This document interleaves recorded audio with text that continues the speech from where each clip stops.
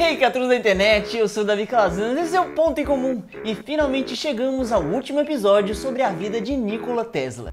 Aposto que o final dessa história vai ser totalmente chocante. Miguel, eu acho que essa piadinha tá ficando um pouco manjada demais, mas de qualquer forma, vamos saber agora o desfecho dessa aventura.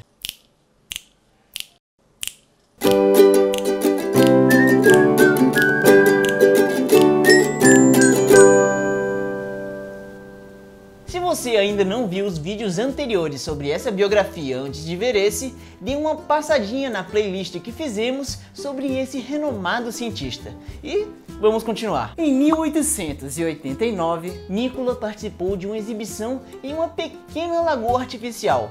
Nela voltou para funcionar um barquinho controlado por ondas de rádio e um controle remoto. Eu sei que falando assim não parece ser nada demais, afinal isso parece ser só um brinquedo normal de criança. Mas é aí que tá. Naquela época simplesmente não existia o conceito de controlar uma máquina à distância sem fios. Foi literalmente o nascimento da robótica como nós a conhecemos hoje. E rapidamente a mídia já sugeriu que essa tecnologia poderia ser usada em guerra para carregar explosivos. Mas o croata argumentou dizendo que uma aplicação muito mais nobre seria poder usar os robôs para fazer trabalhos pesados para seres humanos. Infelizmente, a invenção estava tão à frente do seu tempo que quem a observava dificilmente teria noção da utilidade prática dela. Alguns anos depois, Tesla estava certo que seria possível transmitir eletricidade em altas altitudes. E para isso, ele se mudou para uma cidade chamada Colorado Springs, em Colorado. E lá, ele havia recebido um investimento de uma companhia interessada em testar essa ideia. E assim foi construída uma estação experimental. Porém, durante o processo, Nikola um dia estava sentado tomando medidas quando ele percebeu que não só o ar poderia conduzir energia, mas também o solo. A Terra inteira seria, na verdade, como um grande condutor. Ele imaginou que seria possível transferir uma quantidade ilimitada de eletricidade de um canto para outro da Terra, praticamente sem perdas no meio do caminho. Mas para isso, ele precisava ser o primeiro homem a produzir efeitos elétricos da escala de um relâmpago. E foi exatamente isso que ele conseguiu produzir com a estação, que basicamente era uma grande máquina feita para atingir esse resultado. Porém, o experimento acabou causando a perda de energia elétrica na cidade inteira, o que lhe rendeu um certo problema na hora de pagar o prejuízo. Ele tentou também fazer o que era planejado desde o início, que era transmitir eletricidade pelo ar, mas não conseguiu demonstrar nenhum sucesso. Porém, apesar disso, Nikola voltou para Nova York convencido de que era possível. E para continuar essa saga, vou precisar deles, os Hugobertos. Chegando lá, ele escreveu um artigo para uma famosa revista sobre a sua experiência no Colorado e logo depois despertou o interesse de uma das pessoas mais poderosas do mundo naquela época, o senhor J.P. Morgan, que foi convencido que essa tecnologia poderia facilitar a comunicação através do Atlântico. Porém, o que ele não sabia é que a real intenção principal de Tesla não era a comunicação em si, mas sim a transmissão de energia sem fio. O croata aceitou o orçamento, mesmo sendo apenas uma fração do que seria ideal para se construir o que ele chamou de a Torre dos Sonhos. Uma estrutura de metal com quase 60 metros de altura acima do nível do solo e mais 35 abaixo dele. Porém, o país passava por uma crise financeira e os preços dos materiais dobravam de valor com o passar da edificação. E para completar, o seu rival Marconi havia conseguido transmitir sinais através do Atlântico de uma maneira muito mais prática, usando 17 patentes de Tesla. Com isso, o projeto da torre foi abandonado por perca de interesse dos investidores. Depois de um tempo, Marconi já era referido nos livros como o pai do rádio.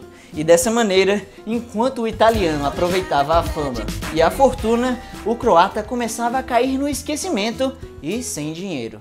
Obrigado, Gobertos! Nikola, porém, não conseguia ficar com a mente parada e desenvolveu uma maneira de detectar navios à distância, o que seria o radar, além de projetar uma espécie de carro voador.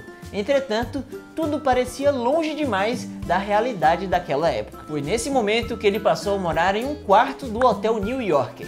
ele começou a passar cada vez mais tempo alimentando pombos sozinhos em praças e começou a lavar as mãos compulsivamente e só comer comida fervida, e ainda por cima começou a questionar as teorias de Albert Einstein. Tudo isso, somado à sua inabilidade social, fez com que as pessoas o vissem mais e mais como um excêntrico ou até duvidassem mesmo da sua saúde mental. Mais tarde, ele clamou que havia um plano para construir uma arma que poderia acabar com todas as guerras. Uma máquina capaz de atirar um raio que poderia destruir vários aviões e tropas inimigas em instantes. Ele imaginava que se todo o país possuísse um raio da morte desses, isso tornaria guerras impossíveis. Uma espécie de paz armada. Ele chegou até a oferecer o projeto para nações membros dos aliados durante a Segunda Guerra Mundial, e inclusive a União Soviética fez testes do primeiro estágio do programa, mas nunca nada foi realmente concretizado. Com o passar dos anos, Tesla estava cada vez mais fisicamente fragilizado com sua alta velhice. E assim, no dia 7 de janeiro de 1943, ele deu o seu último suspiro sozinho dentro do seu quarto de hotel. Logo, a notícia de seu falecimento fez com que o FBI e o governo americano se interessassem bastante em suas anotações de como construir um raio da morte.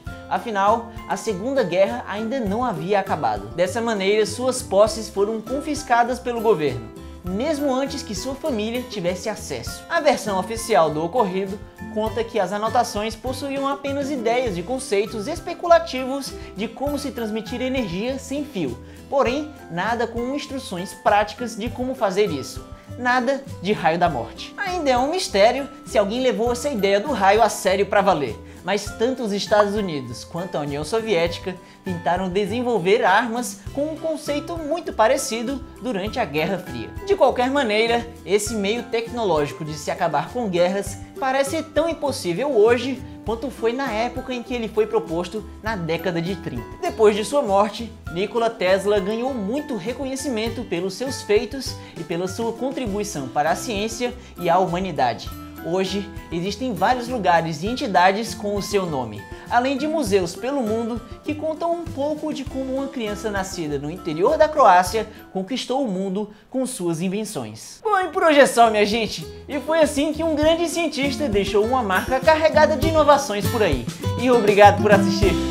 Para mais cientistas à frente do seu tempo, se inscreva no canal. E chegou mais uma semana com uma nova pergunta para vocês usarem a criatividade, que dessa vez é: qual seria o melhor uso para um raio da morte? Responda já aqui nos comentários. As melhores aparecerão no próximo episódio. E agora vão as respostas mais criativas do vídeo anterior. E até a próxima semana!